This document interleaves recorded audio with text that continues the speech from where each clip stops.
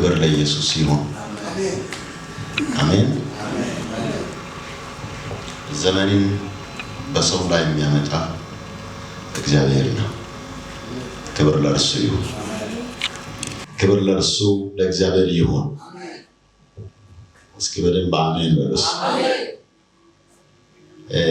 ስለዚህ በዚህ ስፍራ መለኮት ዓለም አቀፍ ቤተክርስቲያን ብሎ ሲጀመር እንግዲህ ከኋላ ያሉትን ነገሮችን እግዚአብሔር ራዕይ ሰጥቶ ለዚህ አገልግሎት እንደተነሳና እንደጀመረ በጥቂቱ ምስክርነት ሰምቻለሁ።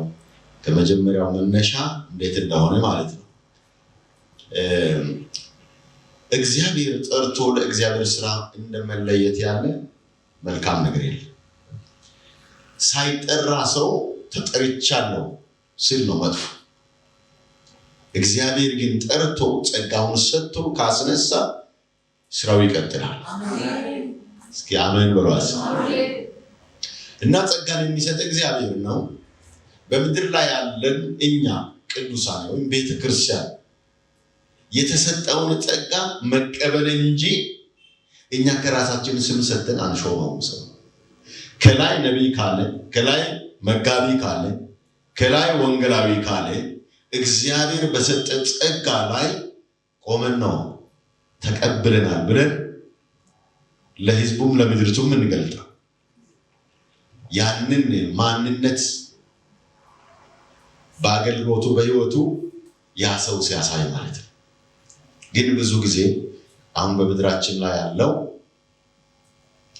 ስም ብቻ ሆኗል። እግዚአብሔር ደግሞ ለዚህ ዛሬ የሚናገረን ነገር አለ። በተለያየ መንገድ እግዚአብሔር በዚህ አጭር ደቂቃ ውስጥ የሚናገረው ነገር አለ። ተናግሮ የሚተው ሳይሆን ተናግሮ የሚፈጽም አምላክ። ክብር ለኢየሱስ ይሁን። ስለዚህ ስለ መጋቢ መንገሻ እግዚአብሔር የተባረከ ይሁን። ክብር ለኢየሱስ ይሁን። የዛሬን መልእክት በዚህ ስፍራ ላይ እንዳገለግል ከእግዚአብሔር ነው። ከእግዚአብሔር ኧረ ክብር ይሁንለት። የማገለግለው መልእክት ከራስ አይደለም፣ ለኢትዮጵያም ብቻ አይደለም፣ ለዓለም ሙሉ የሚሆን በዚህ አጭር ደቂቃ ማስተላልፈው መልእክት አለ። ቅድም እንዳለው እኔ የተወለድኩት በቤተ ክርስቲያን ውስጥ ነው ያደግኩትም፣ አያቶችም ጭምር ቤተሰቦቼ ሁሉ በጌታው ነው። እኔ ደግሞ ከቤተሰብ ውስጥ ምን ለየው ቤተ ክርስቲያን ውስጥ ነው ተወለድኩት።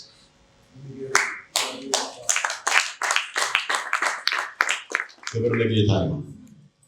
ስለዚህ እድገትም ከትንሽነት ጀምሮ ያው እያገለገልኩ እየተገለገልኩ ነው ያደግኩት። ያለሁትም አሁንም በእንደዛው ነው ማለት ነው። እግዚአብሔር ከያዘ ከእጁ የምናጠቅ የለም። ክብር ለጌታ ነው። ካልታሰበ አካባቢ አስነስቶ ዓለምን ሁሉ ማዞር ይችላል። ኃይል እሱ ጋር ስላለ ብዙ ወደዛ መግፋት አልፈልግም። ዛሬ የምንካፈለው መጽሐፍ ቅዱስ ክፍል ከትንቢተ ኢሳይያስ 49 ምዕራፍ ላይ ያለው ነው ማነበው። ኢሳይያስ ምዕራፍ 49 ላይ ከቁጥር 8 እስከ 26 ላይ ያለውን አነባለሁ። እግዚአብሔር እንዲህ ይላል፣ በተወደደ ጊዜ ሰምቼሃለሁ፣ በመድኃኒትም ቀን ረድቼሃለሁ፣ እጠብቅህም አለው። ምድርንም ታቀና ዘንድ ውድማ የሆኑትንም ርስቶች ታወርስ ዘንድ የተጋዙትንም ውጡ፣ በጨለማም የተቀመጡትን ተገለጡ ትል ዘንድ ቃል ኪዳን አድርጌ ለሕዝቡ ሰጥቼሃለሁ። በመንገድም ላይ ይሰማራሉ፣ ማሰማሪያቸውም በወና ኮረብታ ሁሉ ላይ ይሆናል። የሚራራላቸው ይመራቸዋልና፣ በውሃም ምንጮች በኩል ይነዳቸዋልና፣ አይራቡም አይጠሙም። ትኩሳት ወይም የፀሐይ ፀሐይ አይጎዳቸውም። ተራሮችን ሁሉ መንገድ አደርጋለሁ፣ ጎዳኖችም ከፍ ከፍ ይላሉ። እነሆ እነዚህ ከሩቅ፣ እነሆ እነዚህ ከሰሜንና ከምዕራብ፣ እነዚህም ከሲኒም አገር ይመጣሉ። እግዚአብሔር ሕዝቡን አጽናንተዋልና ለችግረኞቹም ራርቷልና፣ ሰማያት ሆይ ዘምሩ፣ ምድር ሆይ ደስ ይበልሽ፣ ተራሮችም ሆይ እልል በሉ። ጽዮን ግን እግዚአብሔር ትቶኛል፣ ጌታም ረስቶኛል አለች። በውኑ ሴት ከማኅፀኗ ለተወለደው ልጅ እስከማትራራ ድረስ ሕፃኗን ትረሳ ዘንድ ትችላለችን? አዎን እርሷ ትረሳ ይሆናል፣ እኔ ግን አልረሳሽም። እነሆ እኔ በእጄ መጽሐፍ ቀርጬሻለሁ፣ ቅጥሮችሽም ሁል ጊዜ በፊቴ አሉ። ልጆችሽ ይፈጥናሉ፣ ያፈረሱሽና ያወደሙሽ ከአንቺ ዘንድ ይወጣል። ዓይንሽን አንስተሽ በዙሪያሽ ተመልከች፣ እነዚህ ሁሉ ተሰብስበው ወደ አንቺ ይመጣሉ። እኔ ሕያው ነኝና እነዚህን ሁሉ እንደ ጌጥ ትለብሻቸዋለሽ፣ እንደ ሙሽራም ትጎናጸፊያቸዋለሽ ይላል እግዚአብሔር። ባድማሽና ውድማሽ ወናም የሆነው ምድርሽ ከሚኖርብሽ የተነሳ ዛሬ ጠባብ ትሆናለችና የዋጡሽም ይርቃሉና የወላድ መካን ከሆንሽ በኋላ የተወለዱልሽ ልጆችሽ በሮች በጆሮሽ ስፍራ ጠቦብኛል፣ ይቀመጥ ዘንድ ቦታ አስፍልኝ ይላል። አንቺም በልብሽ የወላድ መካን ሆኛለሁና እኔም ብቻዬን ተሰድጃለሁና ተቅበዝብዤ አለሁና እነዚህን ማን ወለደልኝ? እነዚህንስ ማን አሳደጋቸው? እነሆ ብቻዬን ቀርቼ ነበር፣ እነዚህስ ወዴት ነበሩ ትያለሽ። ጌታ እግዚአብሔር እንዲህ ይላል፣ እነሆ እጄን ወደ አሕዛብ አነሳለሁ፣ ዓላማዬንም ወደ ወገኖች አቆማለሁ። ወንዶች ልጆችሽንም በብብታቸው ያመጧቸዋል፣ ሴቶች ልጆችሽንም በጫንቃቸው ላይ ይሸከሟቸዋል። ነገሥታትም አሳዳጊ አባቶችሽ ይሆናሉ፣ የተገዎቻቸውም ሞግዚቶች ይሆናሉ። ግንባራቸውንም ወደ ምድር ዝቅ አድርገው ይሰግዱልሻል፣ የእግርሽንም ትቢያ ይልሳሉ።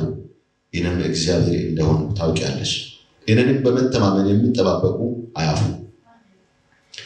በውኑ ብዝበዛ ከኃያል እጅ ይወሰዳልን? ወይስ የጨካኙ ምርኮኞች ያመልጣሉን? እግዚአብሔር ግን እንዲህ ይላል፣ በኃያላን የተማረኩ ይወሰዳሉ፣ የጨካኞችን ብዝበዛ ያመልጣል። ከአንቺ ጋር የሚጣሉትን እጣላቸዋለሁ፣ ልጆችሽንም አድናለሁ፣ አስጨናቂዎችሽንም ሥጋቸውን አስበላቸዋለሁ። እንደ ጣፋጭም እንደ ወይን ጠጅ ደማቸውን ጠጥተው ይሰክራሉ። ሥጋ ለባሹም ሁሉ እኔ እግዚአብሔር መድኃኒትሽና ታዳጊሽ ያዕቆብ ኃያል እንደሆኑ ያውቃሉ። ክብር ለጌታ ይሁን። በዚህ ስፍራ ላይ ይሄ ነቢዩ ኢሳይያስ እንግዲህ ከዛሬ ከብዙ ሺህ ዓመት በፊት በነበረበት ዘመን ትንቢት የተናገረው መልእክት ነው። እንግዲህ ኢሳይያስ የስሙ ትርጉም እግዚአብሔር መድኃኒት ነው የሚል። ክብር ለጌታ ይሁን። ኢሳይያስ በብሉይ ኪዳን ካሉት ታላላቅ ነቢያቶች አንዱ ነው። ታላላቅ ነቢያት ተብሎ ሲነገር ለረጅም ዓመታት አልፈው በሕይወታቸው ኖረው የእግዚአብሔርን ድምፅ እየሰሙ ከተናገሩት መካከል አንዱ ስለሆነ ነው። እስከ 4 ነገሥታትን አልፎ ትንቢት የተናገረ ነቢይ ነው ኢሳይያስ። በኦዚያን ዘመን፣ በነ ሕዝቅያስ ዘመን፣ በእነዚያ ሁሉ ወደ 4 ነገሥታትን አልፎ ትንቢት እየተናገረ ያገለገለ ነቢይ። ክብር ለጌታ ይሁን።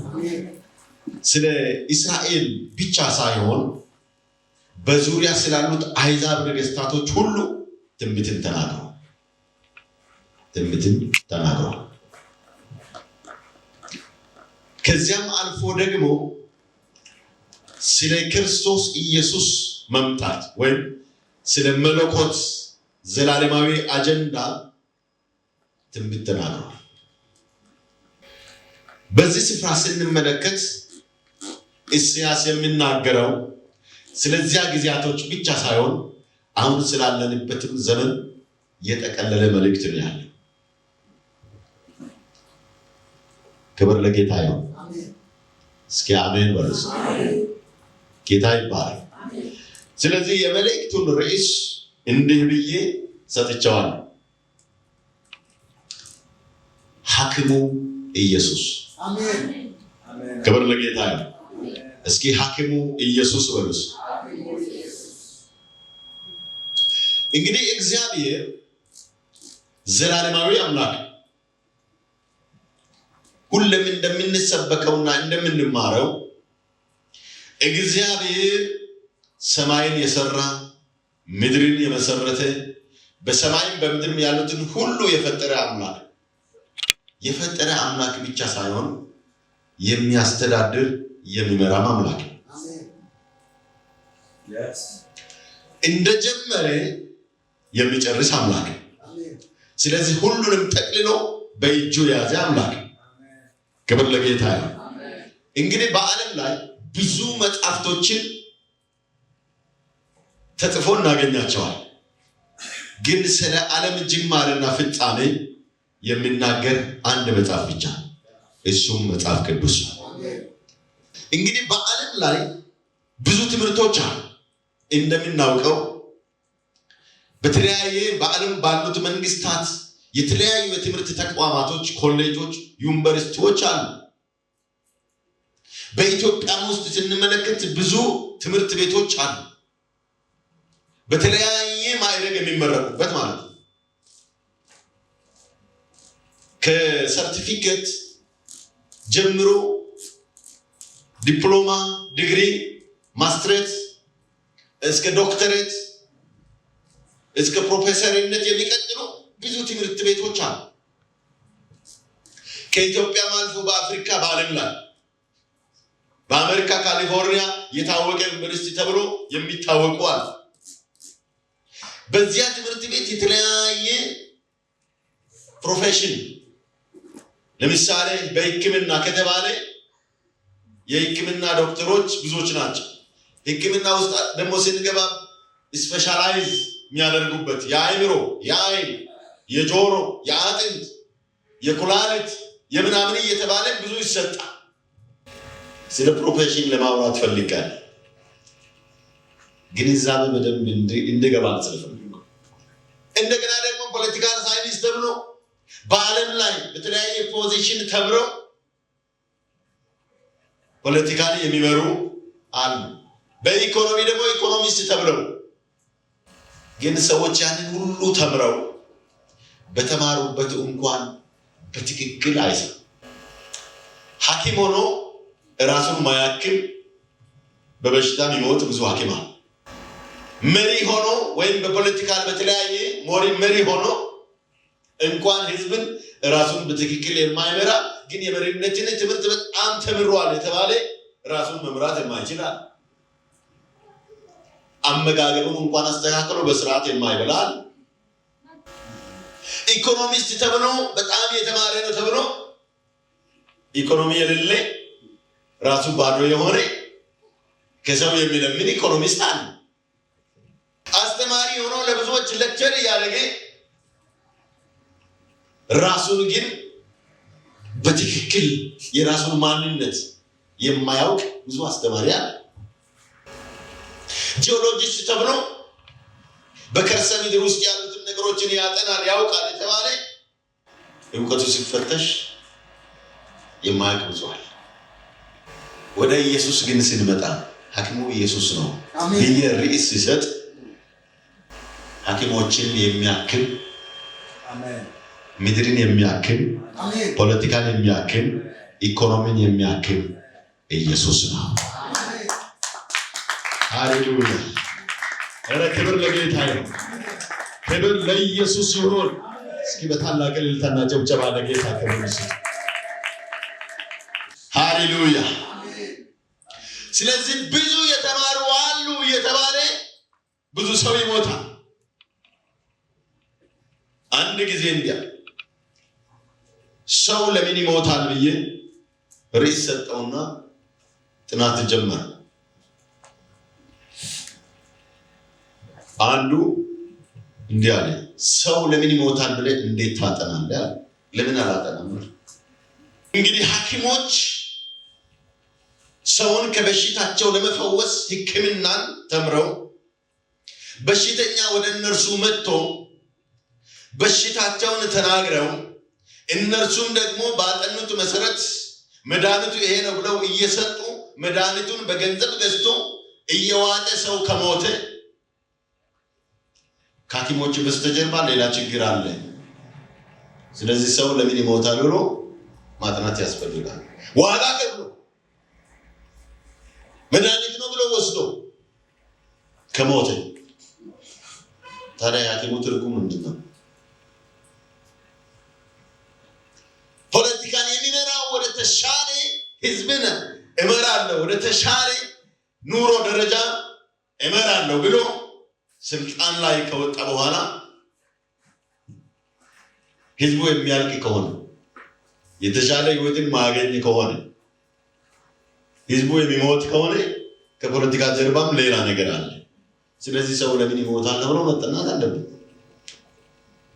ደግሞም አሁን በተለይ ባለንበት ዘመን ብዙ ነቢያት ነን የሚሉ ፈውስ አለ የሚሉ ትንቢት ተናግረው ተፈውሰሃል ብሎ ሰው ወዶ የሚሞት ከሆነ ከነቢያትም በስተጀርባ ሌላ ችግር አለ ማለት ነው። ስለዚህ ሰው ለምን ይሞታል ተብሎ መጠናት አለበት አልኩ። ስለዚህ ችግር ምን ውስጥ አለ ካልን ቤተክርስቲያን ውስጥ አለ ማለት ነው። ችግር የት አለ ማለት ፖለቲካ ውስጥ አለ ማለት ነው።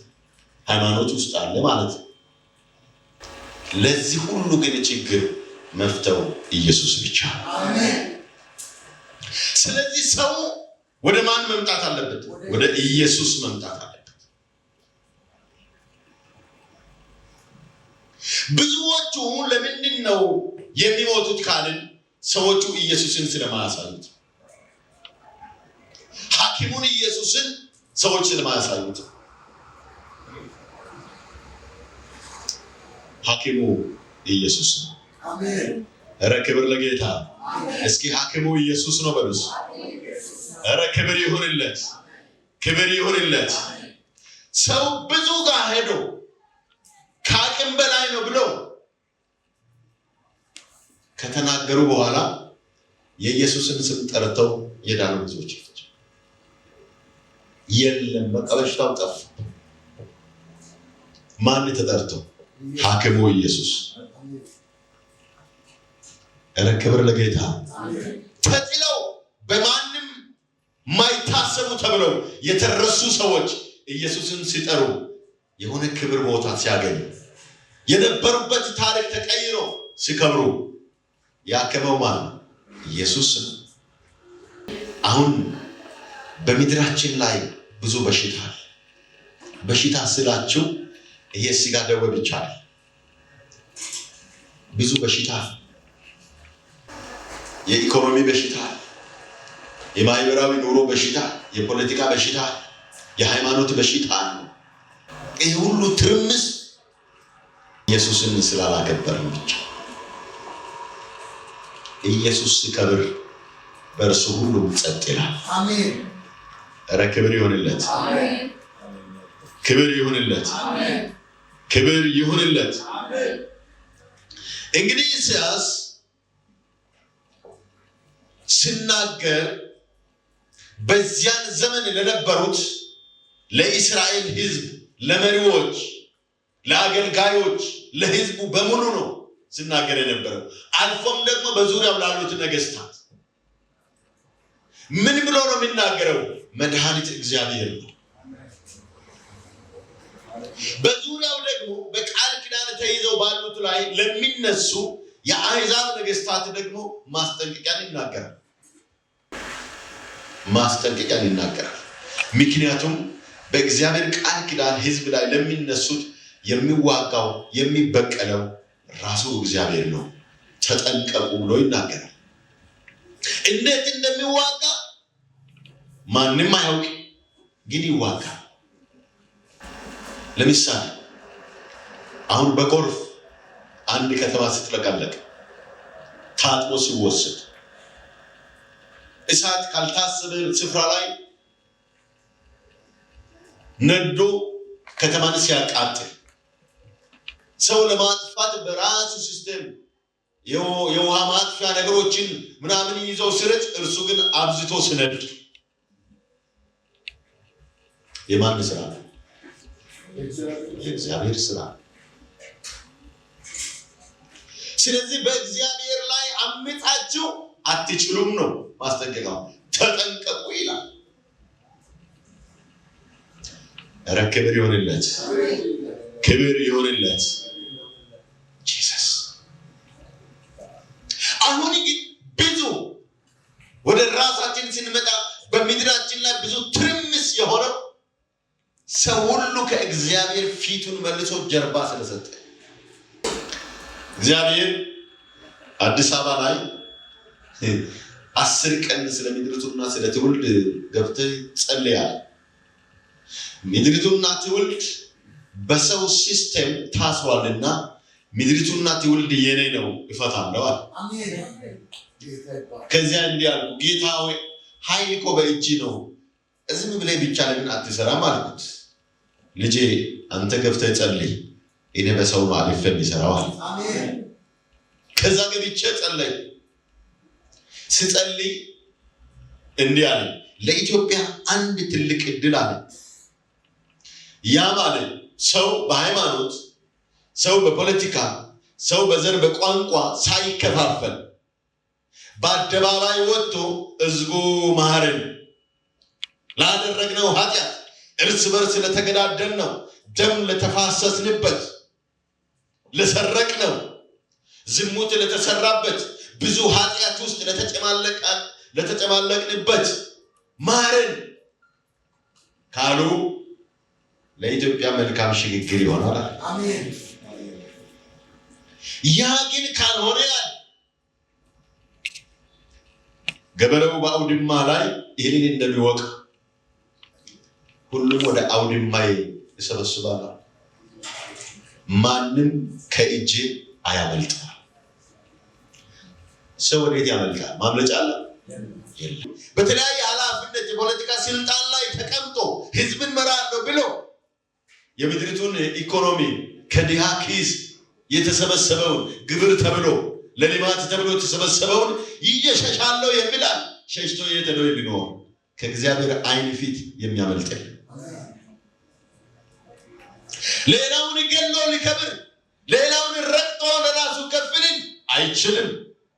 የሚገርማችሁ ደግሞ ኢትዮጵያ ላይ ህዝቡ የዋህ ህዝቡ አምላክን የሚጠራ እንደ ሌላ ምድር አይደለም። ወደ ቻይና ቢተዱ ወደ ህንድ ቢተዱ ብዙ ጣዖት አመልከዋል። ኢትዮጵያ ውስጥ ጣዖታትን ሰው ቢያመልክም እንደ ጨለ ምናምን ቢኖርም እግዚአብሔር ፈጣሪን የሚያውቀው ኧረ ክብር ለጌታ። ሲጨነቅ እንኳን ማን ነው የሚለው? እግዚአብሔር ሆይ ይላል። አህዛቡ ራሱ አያምንም የምንለው እኛ አሁን በሃይማኖት ተከፋፍለን ግማሹ ምናምን እንደምንለው አይደለም። እግዚአብሔር ከሰማይ ኢትዮጵያን ያያል። አሜን። ኧረ ክብር ይሁንለት። እስኪ ለጌታ ክብር ስጡ። ሃሌሉያ። ኧረ ክብር ይሁንለት። እስካሁን ድረስ በተለያየ ፖለቲካ በተለያየ ሃይማኖት ሰው ተደራጅቶ ህዝብን ከፋፍሎ ምናምን የራሱ ጎራ ምናምን ሲያደርግ ህዝቡ ባለ ዕውቀት ያለ ዕውቀት በመኖሩ ማንም በዚህ ሲል በቃ መፍትሄ ያገኛል ብሎ ሲከፋፈል ሳይጠፋ የኖረው አንድ አምላክ በሰማይ ስላለ አሜን። ኧረ ክብር ይሁንለት። አሜን። እኛ እንዳከፋፈል ነው ህዝብ እርስ በርስ የሚባላ ቢሆን ኢትዮጵያ ምድረ በዳ ትሆን ነበር። ብዙ አይነት ነገር አለ ራሱ እንተውሱ ብቻ ማለት ነው። አንዳንዱ በመጋቢዎች ይመራል፣ አንዳንዱ በሽማግሌ ይመራል። ቅድም አንድ ፓስተር ያለው ዘመኑ መንፈስ ቅዱስ ከሌለ ቤተክርስቲያን በቃ ባዶ ናት። መንፈስ ቅዱስ ካለ ደግሞ ትንቢት አለ። መንፈስ ቅዱስ ካለ ደግሞ ሐዋርያ ማለት መልእክተኛ፣ ነቢይ ማለት የእግዚአብሔርን ድምፅ ሰምቶ ህዝብን የሚያጽናና፣ ህዝብን የሚገስጽ፣ ህዝብን የሚመክር ማለት ነው። ታዲያ መንፈስ ቅዱስ እስካለ ድረስ እንዴት ነቢይ አይሆንም? የህዝብን ኃጢአት እግዚአብሔር መንፈስ ሲገልጽ ከዚህ ኃጢአት ተመለስ የሚለው በቃሉ ላይ መሰረት አድርጎ የተሰወረውን እግዚአብሔር አይን ከፍቶ ሲገልጽ የሚገስጽ ነው። እንዴት ነው ታዲያ የለም መባል ይቻላል? እንደገና በአዲስ ኪዳን ቤተክርስቲያን ኤፌሶን 4 ላይ እንደምንመለከት የተለያየ ጸጋ ስጦታዎች እርስ በርስ የማገልገል አስተማሪው ያስተምራል፣ ሐዋርያው መልእክተኛ ነው፣ ቤተክርስቲያን ይተክላል፣ ነቢዩ ይተነብያል፣ መጋቢው እንደ መጋቢነቱ ይመግባል፣ እረኛው ደግሞ ያስታል። እነዚህ ሁሉ ተገናኝተው ነው ቤተክርስቲያን ክርስቶስን የሚመስል የሚገነባው እንጂ አንድ ብቻውን ቆሞ አይችልም። ቤተክርስቲያን የሚባለው የተቀጣጠለ። ስለዚህ የአዲስ ኪዳን ቤተክርስቲያን የተያያዘ ነው። እግዚአብሔር መንፈስ በእንትና ውስጥ ነው እንትና ይሰራል፣ በእንትና ውስጥ ነው እንትና ይሰራል። አንዱ ይዘምራል፣ አንዱ ይሰብካል፣ አንዱ ይጸልያል። እንደዚህ ይህንን እንኳን እግዚአብሔርን ቃል በእጃችን ይዘን መረዳት ስላልቻለን ተከፋፍለናል። እግዚአብሔር ይመልሰን። ይህን ሁሉ ከፋፍለን እንደ ከፋፈል ነው ሰው የሚባላ ቢሆን ኖሮ ኢትዮጵያ ምድረ በዳ ትሆን ነበር። ወደ ተለያየ ሃይማኖት እንዲህ ይሄ ነው ሲስተም የታሰረው፣ ትውልድ የታሰረው፣ ምድር ታሰረችበት። የእያንዳንዱ ሰው አእምሮ ሲፈተሽ በእንደዚህ ተሞልቷል። በተከፋፈለ የሃይማኖት ሲስተም ተሞልቷል። ወደ ፖለቲካው ደግሞ ሲንመጣም እንደዚሁ አዲስ የሚነሳው ቀድሞ ነበረ ትክክል አይደለም ይላል። እርስ በርስ ይባላል። የራሱ የሆነ ብሎ ብዙ ነገር። ስለዚህ ምድርቷ ትውልድ በዚህ ምን ሆኗል? ታስሯል። እግዚአብሔር ግን እንዲህ አለ፣ ምድሪቱንም ትውልድንም ከሰው ሲስተም ይፈታለሁ። ኧረ ክብር ለጌታ። ሃሌሉያ ሃሌሉያ። ጂሰስ። ኧረ ክብር ለጌታ ይሁን። ጂሰስ ይፈታል። እግዚአብሔር እንዲህ ብሎኛል ስለ ምድሪቱና ትውልድ። ኢትዮጵያ የምትባረከው አለ። አሁን ሰዎች በዚህ እንደሚሉት አይደለም አለ። ኢትዮጵያ የምትባረከው አለ ትውልዱን ይቀባሉ። የተቀቡትን በምድሪቱ ላይ ይዘራሉ። የተቀቡት በተዘሩበት ሄደው ከትውልድ ላይ መርገምን ይሰብራሉ። ምክንያቱም በቃሉ ቅባት፣ በመንፈስ ቅዱስ ቅባት ያን ጊዜ ነው ለኢትዮጵያ በረከት የሚሆነው። ስለዚህ እግዚአብሔር ለመቀባት መንገድ የሰጠው ማን ነው? ኢየሱስ ነው። ሰው ሁሉ ከኃጢአቱ ከበደሉ ኢየሱስ ሲሰበክ ንስሐ ሲገባ መንፈስ ቅዱስ ደግሞ ሲያጠምቀው፣ ይህ ዝም ብሎ የስርዓት የውህና የምናምን ጥምቀት አይደለም። ጥምቀት አንተ ውሃ ውስጥ አጠለቅ ጨመርክ እሱ አይደለም እኮ ዋናው። ከውስጥ ማንነቴ ከአንተ ጋር የመጣው የቀድሞ አዳማዊ ያ ጅማት ካልተቆረጠ በስተቀር ሺህ ጊዜ አንተ ለምን ውሃ ውስጥ አትዘፍቀው? ያ ነው ሆኖ የሚወጣው። ክርስቶስን በትክክል ሲታስተምር ከውስጥ ማንነቱ አሮጌ አዳማዊ ማንነት ሲቆረጥ ነው። ጥምቀት እሱ ነው። ኧረ ክብር ይሁንለት። አሁን እኮ ያልተለወጡ ብዙዎች በሃይማኖት ስርዓት ብቻ የሆነ ትምህርት ተምረው የሆነ ዓመታትን አስቆጥረው እኔ እኮ ቸርች ውስጥ ይህን ያህል ዓመት ነው የቆጠርኩት የሚሉ ስለበዙ ነው ለውጥ የሌለው ክርስትና ጣዕም የጠፋው። እግዚአብሔር ግን ይሄን ሲስተም ይቆርጣል። ኧረ ክብር ይሁንለት። እግዚአብሔር ቤተክርስቲያን እንደ ቤተክርስቲያን እንደ ቃሉና እንደ መንፈሱ ካልተመራች በሌላ መንገድ ደግሞ ይመጣል። ወደዳችሁም ጠላችሁም ይመጣል። ስለ ህዝቡና ስለ ምድሪቱ ይገደዋል። በማንም እጅ ቤተክርስቲያን እንደ ሰው የገዛ ድርጅት አድርጎ እንዲጫወት እግዚአብሔር ቤተክርስቲያን አሳልፎ አይሰጥም። ቤተክርስቲያን የክርስቶስ ናት። ስለዚህ ቤተክርስቲያን ክርስቶስ ያክማታል። እንዴት እንደሚያክም እርሱ ያውቃል። ኧረ ክብር ይሁንለት። እስኪ ክብርን ስጡ ማክለስ። ሃሌሉያ ክብር ይሁንለት። ጂሰስ እግዚአብሔር ያክማል።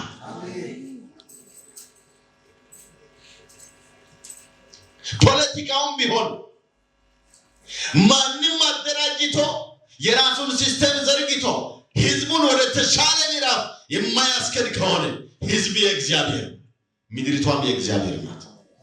እኔ የትኛውን ፖለቲካ መንበር አይደለሁም። ስለዚህ ስጋት የለብኝ፣ ፍርሃትም የለብኝ።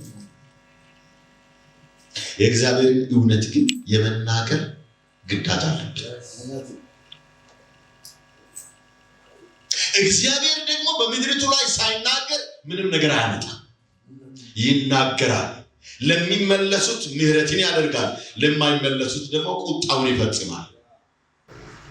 አሁን ከሁሉም በቃ የሆነ በገንዘብ ትንቢት ስለተጀመረ ገንዘብ በደንብ ለሰጠ ትሻገራለህ እንድትላለህ ሌላ ሹመት ነው። ይሄ ከእግዚአብሔር አይደለም። ኤርምያስ ሲናገር ስለ ሐሰተኛ ነቢያት እንዲህ አለ፣ ቅልጥምን ላስጨበጡት ጥሩ ትንቢት ይናገራሉ፣ ለከለከለው ደግሞ መርገም መዓት ያወርዳሉ አለ። ሁለቱም ግን አይፈጸምም። ረገመም አይፈጸምም፣ ባረከም አይፈጸምም። የራሱ ስሜት ስለሆነ ከእግዚአብሔር ግን የሆነ የጽድቅ ቃል ኧረ ክብር ይሁንለት። በጽድቅ ከአፉ የወጣ ቃል የሚነቅለውን ይነቅላል፣ የሚተክለውን ይተክላል፣ የሚፈርሰውን ያፈርሳል፣ የሚሰራውን ይሰራል። ኧረ ክብር ይሁንለት። ስለዚህ እግዚአብሔር ሲናገር ተሿሚውንም ከሹመቱ ይገለብጣል። ለህዝቡ ብሎ ነው። እያስለቀስክ ለመኖር አትችልም። ኧረ ክብር ይሁንለት። አንዳንድ ጊዜ እግዚአብሔር ዝም ሲል ከአመፀኞች ጋር የተስማማ ይመስላቸዋል። አይደለም፣ ጊዜን ነው የሚጠብቀው። የኤሊ ልጆች እንደፈለጉ በብሉይ ኪዳን ጊዜ በመሠዊያ ላይ ያለውን ነገር ለእግዚአብሔር ተብሎ የቀረበውን ለእግዚአብሔር ሳይቀርብ በራሳቸው ጉጠት ሲበሉ ኤሊም እያየ ዝም ሲል፣ እግዚአብሔር ግን ዝም ያለው ተስማምቶ ሳይሆን ሳሙኤል እስኪመጣ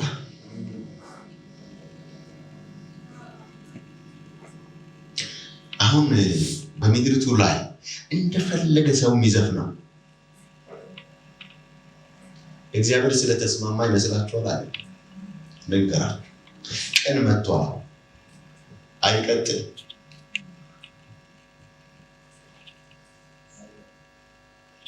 ጂሰስ ኧረ ክብር ይሁንለት። በእግዚአብሔር ስም የሚነግዱ አይቀጥሉም። ታያላችሁ። እግዚአብሔር ተስማምቶ አይደለም ዝም ያለው፣ ሰው እስከሚያገኝ ድረስ እውነቱን ገልጦ የእውነትን ዕውቀት ለሰው የሚያቀብል ሰው፣ በእውነት በጽድቅ የሚነሱ እስኪገለጡ ድረስ ኧረ ክብር ይሁንለት። አሁን እውነትን ያዙ እኮ ወደ ዳር ተገፍተዋል። በጽድቅ እኮ የሚያገለግሉ ሊያገለግሉ ያሉት ወደ ዳር ተገፍተዋል። አሁን ግን ድንገራችሁ የማይቻልበት ጊዜ መጥቷል።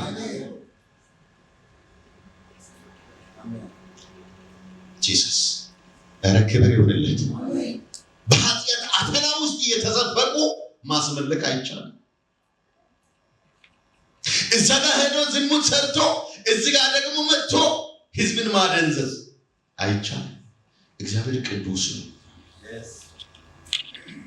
እዛ ጋር ሰርቆ በስሙ አጭበርብሮ ኪሱን ሞልቶ አይቻልም።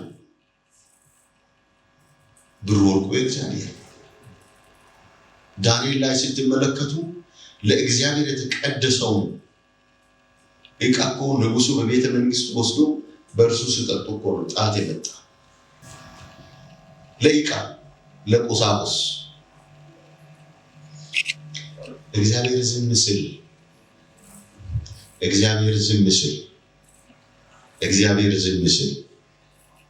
ከአመፀኛ ጋር የተስማማ አይደለም። ሰው እስኪነሳ ድረስ የቆረጠ ጨከነ እስኪገኝ ድረስ ይታገሳል። ሲያገኝ ግን በአንድ ሰው ዓለምን እንዲያሽከረክራል። ሁሉ በእጁ ኧረ ክብር ይሁንለት። ሃሌሉያ። ስለዚህ በኢትዮጵያ እግዚአብሔር የሚጀምረው ነገር አለ። ኧረ ክብር ይሁንለት፣ ክብር ይሁንለት። ከዚያ በዚያ 10 ቀን ጸሎት እግዚአብሔር ምድሪቱንና ትውልድን ይፈታል። ንስሐ ከተገባ ብቻ ነው መልካም ሽግግር ነው። አንዳንድ ጊዜ ፖለቲካ ከእግዚአብሔር እይታ ውጭ የሆነ ይመስለናል አይደል? ከእግዚአብሔር እይታ ውጭ የሆነ አሁን ዓለም በተለያየ ፖለቲካ በተለያየ ሃይማኖት ውስጥ ነው ያለው አይደል? ከእግዚአብሔር እይታ ውጭ ግን አንድም ነገር የለም። ጠቅልሎ መጨረሻ ወደ ፍርድ ያመጣል። ክብር ለኢየሱስ ይሁን። ሁለተኛው አሁን ቅርብ ጊዜ ሲጸልይ ከሰማይ በጣም ኃይለኛ ብርሃን ወደ ምድር ሁሉ ሰርስሮ ሲገባ ምድሪቷ ሁሉ እንደ ብርሃን ስትበራይ ጌታው ምንድነው አልኩ። እንዲህ አለ፣ ክብሬ ነው አለ። ለዘመናት ምድሪቱ ላይ የቆየው መርገምን እነቅላለሁ። ከዚህ በኋላ አለኝ እግዚአብሔር በፖለቲካ በሃይማኖት በቤተ ክርስቲያን በውሸት በስሜ ለስሜ ክብር ሳይሰጡ በራሳቸው ፈቃድ እየሄዱ ያሉትን አገልጋይ ነኝ ባዮች እንደገናም ደግሞ በፖለቲካም ስልጣን ላይ ሆነው ህዝብን እያስለቀሱ ጉቦን እየተቀበሉ በአመፃ የሚሄዱትን ገበሬው ከማሳው አረምን እንደሚነቅል ከትውልድ መካከል ከምድሪቱ እነቅላለሁ ብሎ ፍራ እግዚአብሔርን። የጽድቅን ፍርድ አታጣምም። እግዚአብሔር የሁሉ አምላክ ሹመት ላይ ያለ ቢሆን የጽድቅን ፍርድ እንዲፈርድ ነው ተቀመጠው። አገለግላለሁ የሚልም በጽድቅ እግዚአብሔርን ቃል በእውነት እንዲያገለግል ነው ተሾመው። ጸጋ የተሰጠው ለኪስ ማድለቢያ አይደለም፣ ለእግዚአብሔር ነው ተብሎ ከጓዳው የሚበላው ሳይኖር አምጥቶ ሰጥቶ ቢኤይቲን አንተ ትገዛበታለህ። የሚቀይረው ጨርቅ ሳይኖር ለእግዚአብሔር ቤት ስራ ነው ተብሎ በዚህ ይነገዳል። ከዚህ በኋላ ግን አይቀጥል። አሜን። ክብር ይሆንለት። አሜን። ወንድም ያላውቅ ድምጽ የሰጠሁት አለ ለእግዚአብሔር። ክብር ለጌታ። አሜን። ለምድሪቱ ድምጽ የሰጠሁት አለ ጂሰስ። ክብር ለጌታ። ይኸውላችሁ ከዚህ በኋላ እንደነጎድጓድ በምድሪቱ ላይ ድምጻቸው የሚያስፈሩ እግዚአብሔር የሚያስነሳቸው ሰዎች አሉ።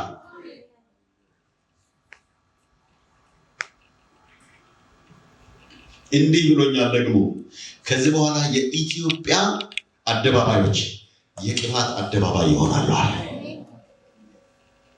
የቅባት ክብር ለጌታ።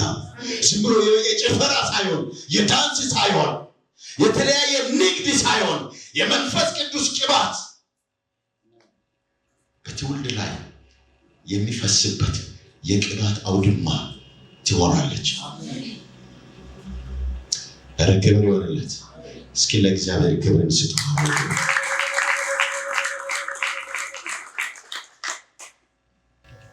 እንዲህ ደግሞ ብሎኛል፣ የኢትዮጵያውያንን አእምሮን እባርካለሁ። አሜን።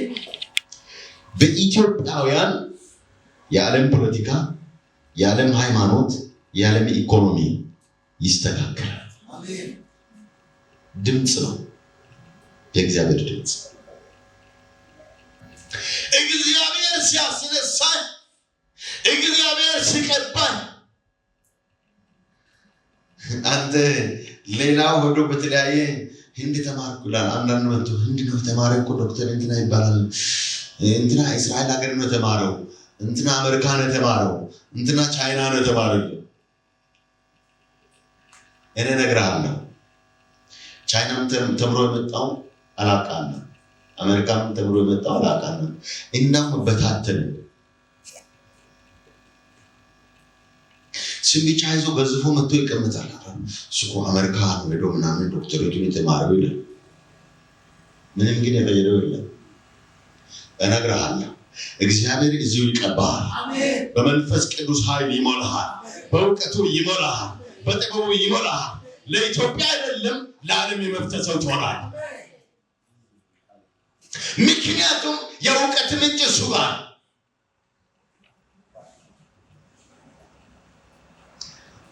ሙሴን እንዲህ አለ አይደል? ለብዙ ዘመን ተነግሮ የቆየውን የእስራኤልን ጉዳይ ለ400 ዓመት በባርነት ተገዝተው ነበሩትን በእጁ ነፃ ሊያወጣ ጊዜው ሲደርስ መጣ ወደ ሙሴ። በቁጥቋጦ መካከል ተገለጠና ታምር ለማየት ሙሴ ሄደ። ሙሴ ስፍራው የተቀደሰ ነው፣ ጫማን ከእግሬ አውልቅ።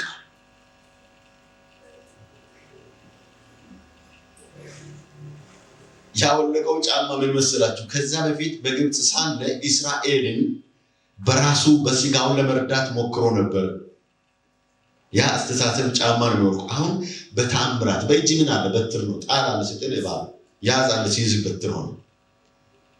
እጅን ወደ ጉያ አስገባ፣ ሲያስገባ አውጣ አለ፣ ሲያወጣ ለምጽ መልስ አለ፣ ሲመልስ አውጣ አለ፣ ሲያወጣ እጁ ነጻ። አሁን በቀድሞ በራሲ ጉልበት ሳይሆን በተአምራት ነው። ኧረ ክብር ለጌታ፣ ሃሌሉያ። ጂሰስ እንዲህ አለ፣ ግብፃውያን በእስራኤል ላይ የሚያደርሱትን መከራ አይቻለሁ፣ ጩኸታቸውን ሰምቻለሁ፣ ላድናቸው ወርጃለሁ። በአንድ ሙሴ 600,000 ሕዝብ ወንድ ብቻ ሴት ልጆች ሳይቆጠር ነፃ ያወጣው እግዚአብሔር። ያ አምላክ አላረጀም፣ አልደከመም፣ ዛሬም በስራ ላይ ነው። ስለዚህ በእኔ እንዴት አትበል፣ አንተ ብቻ አይደለም። እግዚአብሔር በአንተ በዓለም ላይ የተበላሸው ነገር ያስተካክላል። አንዳንዱ በቤተ ክርስቲያን ውስጥ ሆኖ በሃይማኖት ሲስተም ገመድ የታሰረ አለ። በቃ በውስጡ ከላይ የሚመጣው የእግዚአብሔር ድምፅ ይነቀንቀዋል። አፉን ከፍቶ እንዳይጮህ ደግሞ የሃይማኖት ስርዓቱ ያፍነዋል እያለ የሚኖር ሰው አለ።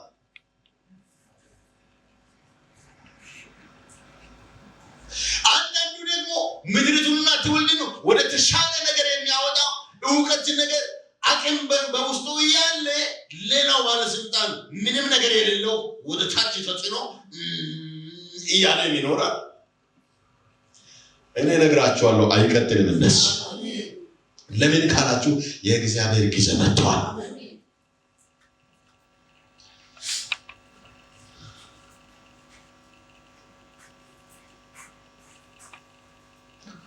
ስለዚህ የያዘህን ገመድ የሚቆርጥ ሐኪም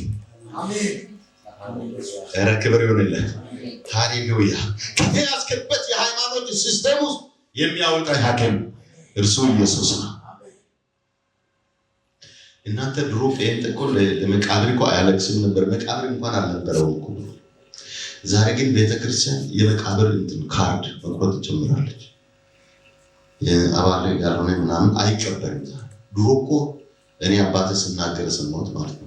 የሞተውን የሚቀርቡበት አጥተው 3 ቀን ሬሳ ይዘው ዞረው መጨረሻ 3ኛ ቀን አምጥተው ምን እናድርግ ብለው እግዚአብሔር ፊት ሲጸልዩ ሬሳውን እንደገና ተነሱ። አሁን ያ ሰው ቅርብ ጊዜ ነው የሞተው።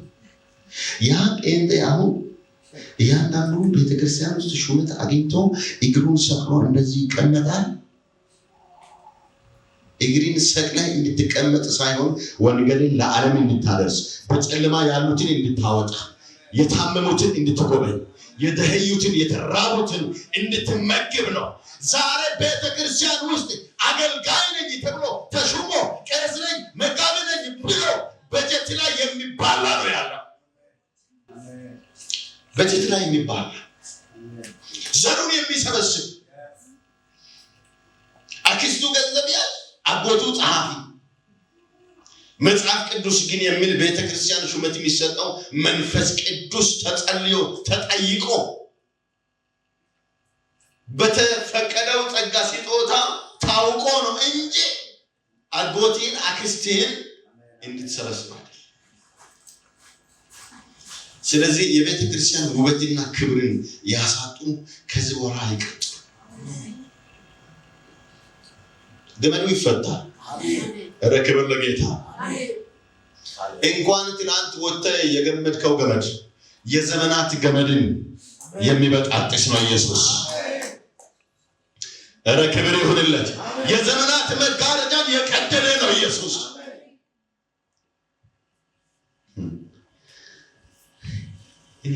የሚናገረው ግን ውስጣችሁ እየገባ እስኪ እየገባችሁ ካለስ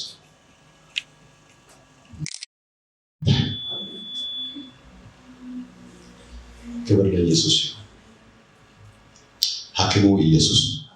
ስለዚህ ሐኪሙ ኢየሱስ የሰውን የሥጋ በሽታን ብቻ አይደለም፣ መንፈሳዊ በሽታን በምድሪቱ ላይ ያለውን እርግማንን፣ ኢኮኖሚካል እርግማንን ሁሉ የሚፈውስ ነው።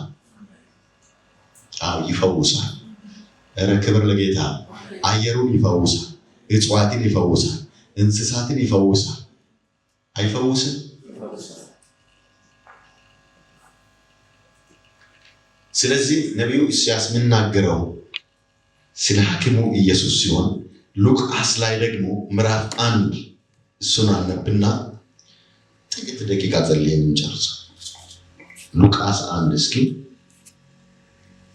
ስለመጣው ኢየሱስ ስለ ሐኪሙ ኢየሱስ ይናገራል። እሱን ያው ታውቁታላችሁ። ቃል አላነሰንም፣ መኖሩን ያቃተን እንጂ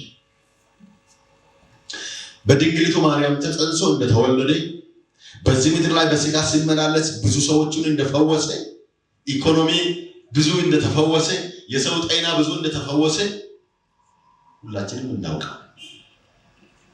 ማቴዎስ 5 ላይ ስናነብ ውሃው በተንቀሳቀሰ ጊዜ ሊፈወስ ሲጠብቅ ማንም የሚያስገባው ያጣ ሰው ታውቁታላችሁ።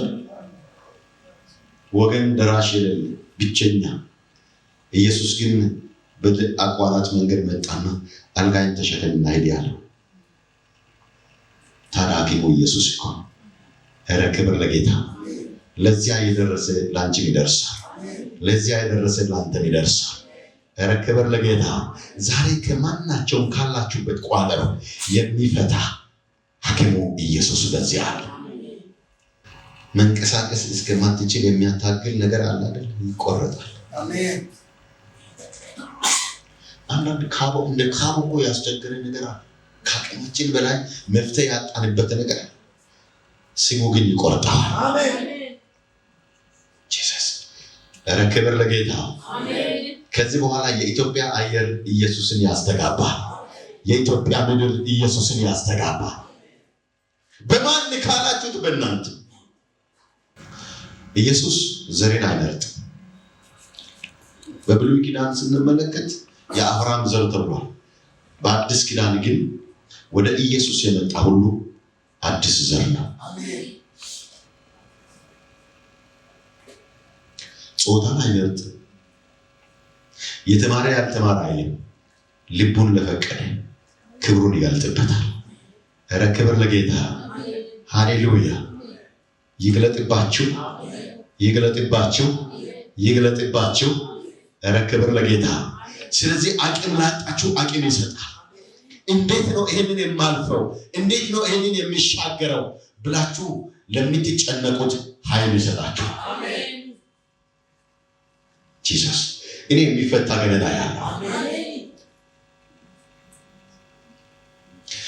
ይሄንን ህብረት ብለን የምትጨነቅበት ነገር ላይ የሚፈታ ገመድ ያለው የሚፈታ ገመድ። ኧረ ክብር ለጌታ። እንዲህ አለ ይሄ ኢሳይያስ ላይ ወደ ግራ ወደ ቀኝ ትስፋፊያለሽ የሚል ኢየሱስ ነው። ይህንን ቃል ጌታ ይሰጠኛል። መስፋፋት ይሆናል። በተለያየ አቅጣጫ ያሉ ችካሎች፣ በችካል ላይ ያለ ካቦን እግዚአብሔር ችካሉን ከነካቦው ይነቅልልሃል። ስለዚህ ሰባሪው ከፊት ወጥቷል ተብሎ እንደተጻፈ እግዚአብሔር ሰብሮ ያወጣል። ይሄ ዘማሪው ቀናለኝ መንገዴ የሚያዋጣውን ይዤ ሁሉ አማረልኝ በእርሱ በወዳጄ ድንገት ሳላስበው መጣ ወደ ቤት ተደላደ ያለው አሪፍ በአምላክ። ይህንን መዝሙር የምትዘምርበት ጊዜ መጥቷል። አሜን። ኧረ ክብር ይሁንለት፣ ክብር ይሁንለት። ኢየሱስ ሌሎችን አገልግሎቶቹ የሆነ የፈውስ ነገር ይማል። ኧረ ክብር ይሁንለት፣ ክብር ይሁንለት። እግዚአብሔር የሚያሳይ ነገር አለ። እሱን በኋላ 3 ነገር ላይ የሚጸልይበት ጊዜ እንጸልያለን። ኧረ ጌታ ይባረክ። እስኪ ለጌታ ክብርን ስጡ። ሃሌሉያ። አንድ ነገር ብዬ ሶስት ነገር ላይ የምንጸልየው ዛሬ አንደኛው የምንጸልየው ስለ በሽተኞች እኔ አላውቅም ጌታ መንፈስ ስላለ። ሁለተኛ የምንጸልየው ስለ ቅባት። ይሄ ረጅም ሰዓት የሚጸልይ እንዳይመስላችሁ ድምፅ ብቻ ስለሆነ። ሶስተኛው የምንጸልየው ስለ ኢኮኖሚ። ሶስት ርዕስ ብቻ ነው ሰጠኝ። ኧረ ክብር ይሁንለት፣ ክብር ይሁንለት። እስኪ ክብር ይሁንልኝ በሉስ። በእጃችሁን አንሱና ክብር ይሁንልኝ በሉስ። ለምን መሰላችሁ? መንፈስ ቅዱስ ድምፅ ሲያመጣ በሉ ሲል በሉ። ምክንያቱም አፌን ክፈት እኔ እሞላለሁ ብሏል። አንተ ሲታወጅ የሚሆን ነገር አለ። ኧረ ክብር ለጌታ ይሁን። ጠላት አፌን አስዘግቶ ዝም ያሰኘ ጊዜ ይበቃዋል። አንተ ግን አሁን አፌን ክፈት፣ እግዚአብሔር ይሞላዋል። እስኪ እንበሉ ክብር ይሁንልኝ በሉስ። ጂሰስ አንተ ስታከብረው፣ አንቺ ስታከብሩ እግዚአብሔር ክብርን ወደ አንቺ ያመጣ፣ ክብሩን ወደ አንተ ያመጣ። እኔ ቆም በመንፈሳ ያለው ዝም ብሎ ታሽገው በህይወት ሳላችሁ ታሽጋችሁ ያላችሁ ሰዎች ናችሁ። እግዚአብሔር ግን ግንዛችሁን ሲፈታ ነው አየው። በነቢዩ ሕዝቅኤል እኮ እንዲህ አለ፣ መቃብራችሁን ይከፍታለሁ ከመቃብራችሁም አወጣችኋለሁ። በቆም ሳላችሁ በህይወት ያላችሁ የመሰላችሁ ግን በመቃብር ያላችሁ እግዚአብሔር መቃብራችሁን ይከፍታል። እስኪ እጃችሁን እንዲያርጉና ተስፋ እንደሌላቸው አንጨነቅ ይበሉስ። ተስፋዬ ኢየሱስ ነው በሉስ። ጂሰስ ኧረ ክብር ይሁንለት። እስኪ ተስፋዬ ኢየሱስ ነው በሉት። ሃሌሉያ። ተስፋችን ማን ነው? ኢየሱስ ነው። ይናላቂም አሁንም ይኸውልህ ተፈልገው ወደማትገኝበት እየሰማኝ እየጆለነ አይን ከፍተኝ ተፈልገው ወደማትገኝበት እዚህ ነበር እኮ ስትባል በቃ በዛ ብቻ ሰው እዚህ ነበር፣ በፊት ድሮ እዚህ ነበር እንደዚህ ብለው የነበርክበትን ብቻ ሰዎች እያስታወሱ አንተ ግን ዓለም ፊት ላይ ኧረ ክብር ይሁንለት። ግን የምነግራችሁ ነገር አለ። አሁን ወደ ጸሎት ከመግባት በፊት እግዚአብሔር ሲያወጣችሁ ሌላውን ጥላችሁ እንድትጠፉ አይደል። አሁን ከዚህ በፊት የነበሩት እንደዚህ ነው አብዛኞቹ። እዚህ እኮ ሌላው ብሎ ጮሆ ጥርሱን ነክሶ ቃትቶ በሩ ከተያዘበት በጸሎት ካስከፈተ በኋላ የሆነ ከፍታ ከሄደ በኋላ ዞር ብሎ ማያይ ይሄ አገልጋይነት አይደል። ይሄ መንገደኛ ነው፣ ከራሱ ችግር ብቻ ለመውጣት የሚፈልግ መንገድ። ስለዚህ ልባችሁን አስፉ። ቀኝ እጃችሁና እንዲበሉ እኔ ከወጣሁ በሉስ፣ እግዚአብሔር ካወጣኝ በሉስ። ለብዙዎች መውጣት በር ከፋች እንጂ ለራሴ ብቻ በከፍታ ላይ የሚመላለስ አይደለሁም። ኧረ ክብር ይሁንለት። ይሁላችሁ ይራገፋል፣ እስራት ይራገፋል፣ ቀንበር ይሰበራል፣ የተዘጋው ይከፈታል። ቅሮስን እግዚአብሔር ሲጠራ እንዲህ አለ፣ በፊት ይሄዳል፣ ተራራን ትክክል አደርጋል፣ የናሱን ደጅ እሰብራል፣ የብረትን መወርወሪያ ይቆርጣል፣ የተሰወረውን የሀብትን መዝገብ እሰጣል። ግን ይህንንም አደርገዋል ስለ ባሪያዬ ስለ እስራኤል ብዬ ነው። ከዜሮ የሚያስነሳ ከጀመርክበት የሚያስቀጥል እርሱ እግዚአብሔር ነው። ሐኪሙ ኢየሱስ ነው። ጂሰስ ቀኝ እጃችሁና ሐኪሙ ኢየሱስ ነው ማለት ነው።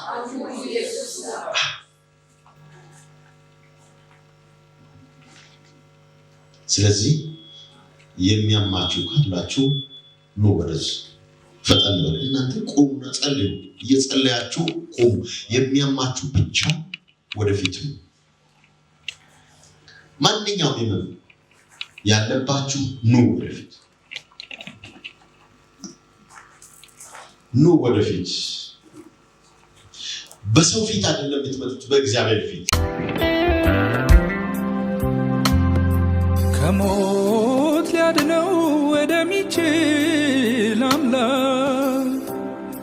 ጸሎት ልመናን አቀረበ በእንባ ምን አለ የማይገባው ሰው ሆኖ ሰውን ስላየው ትሁት ሆኖ በመታዘዝ ወዶኔል እስከ ሞት ድረስ ምን አለ ማይረዳው ሰው ሆኖ ሰውን ስላየው ትሁት ሆኖ በመታዘዝ ወዶኔል እስከ ሞት ድረስ አለ የሚገባው አለ ሰው የሆነ አለ ሚራራለ አለ የተፈተነ አለ በመስቀል ሞት አለ ህመም ያወቀ አለ ደም እስኪያልበው አለ ጭንቀትን ያየ አለ የሚገባው አለ ሰው የሆነ አለ ሚራራለ አለ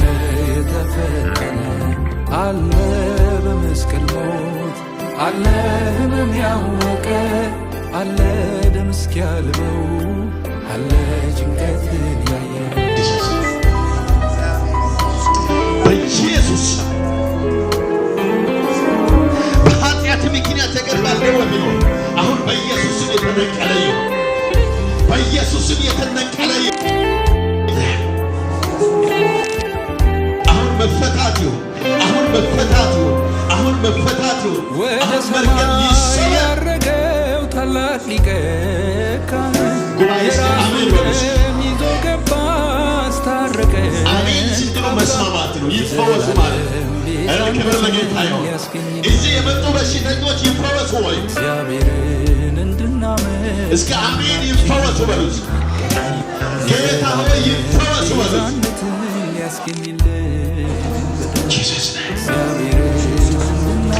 የጌታ መንፈስ አሁን ፈውሱ አለ ሰው የሆነ አለ ሚራራለ አለ አለ በመስቀል ሞት አለ ህመም ያወቀ አለ ደም እስኪያልበው አለ ጭንቀት አለ አለ ሰው የሆነ አለ ሚራራለ አለ የተፈተነ አለ በመስቀል ሞት አለ ህመም ያወቀ አለ ደም እስኪያልበው አለ ጭንቀት ያየ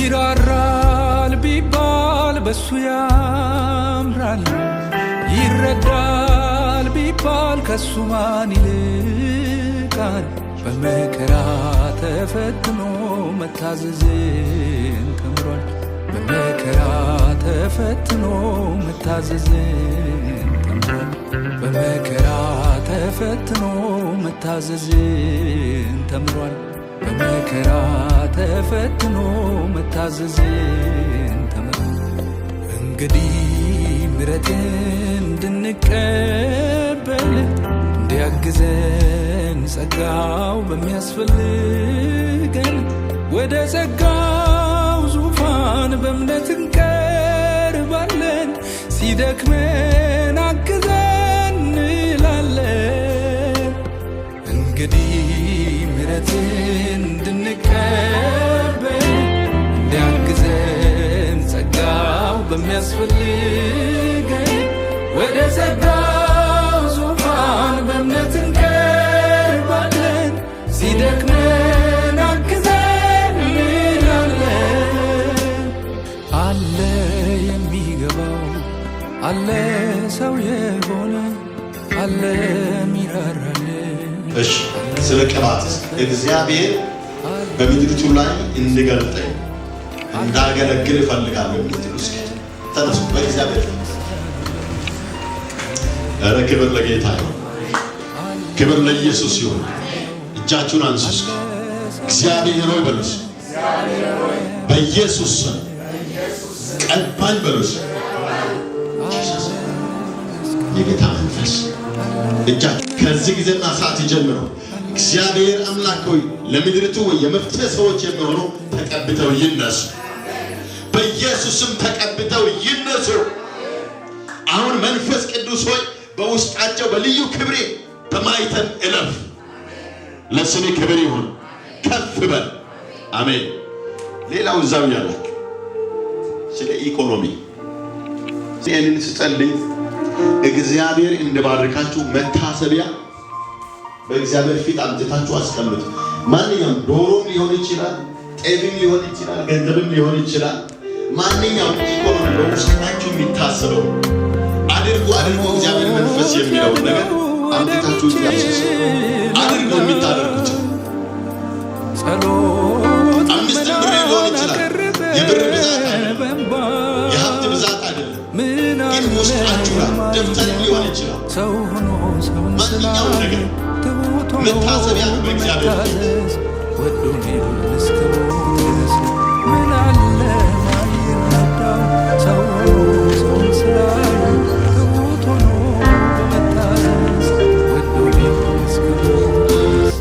በረከትን ይስባል። ብረት ማግኘት ብረትን እንደሚስብ አሁን በስሙን እንጠራለን። እግዚአብሔር የኢኮኖሚን በረከት በተለያየ አቅጣጫ የጌታ መንፈስ በብዙ የምትፈውስ በብዙ የምትባርክ አምላክ በኢየሱስ እነዚህ ባሪያዎች እጅ ላይ ከዚህ ሰዓት ጀምሮ በረከት ይግባ፣ በረከት ይግባ። እግዚአብሔር በፊት ለመታሰቢያ አድርገዋልና ከአንተ ዘንድ የሚታሰቡበት ነገር ከዚህ ሰዓት ጀምሮ ይሆን። ያንን እጅ መሬት ላይ እስኪ ዘርጉና መሬት ዳስሱ። እጃችሁን መሬት ላይ አድርጉ። ከዚህ ሰዓት ጀምሮ ይህች ምድር በክፋት የሚንቀሳቀሱትን እንዳትሸከም አዘናል። በኢየሱስም አዘናል። አንቺ ምድር በአንቺ ላይ በክፋት የሚንቀሳቀሱትን ክፋትን ተሸክመው አመጣን ተሸክመው የአመጣን ተልእኮ ተሸክመው የሚንቀሳቀሱትን እንዳትሸከም በኢየሱስም አዘናል። እግዚአብሔር ሆይ ክብር ለስምህ ይሁን። ምድራችንን አክም፣ ሕዝባችንን አክም፣ ኢኮኖሚያችንን አክም፣ ፖለቲካውን አክም፣ ሃይማኖታችንን አክም። ሁሉም ነገር ፈውስልን። ክብሩ ተጠቅልሎናል።